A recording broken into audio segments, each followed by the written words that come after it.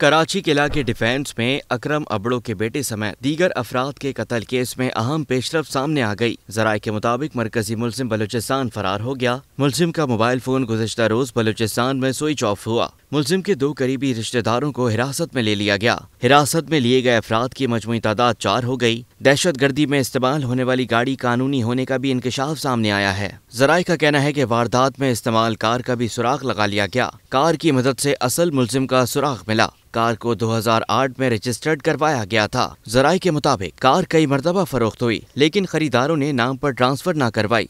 Police एक के बाद एक मालिक तक पहुंची तो फरोख्त का इंकशाफ हुआ। तफ्तीशी हुकाम के मुल्जिम तक पहुंचने से पहले मरकजी मुल्जिम फरार हो गया। Karachi police office, China consul खाने में भी कानूनी कार का इस्तेमाल किया गया। स्टॉक एक्सचेंज हमले में भी कानूनी गाड़ी इस्तेमाल हुई। पुलिस जब मालकान तक पहुंची तो इंकशाफ हुआ कार कई मरतबा फरोख्त हो चुकी थी। Arif Bangash, Metro 1 News, Karachi.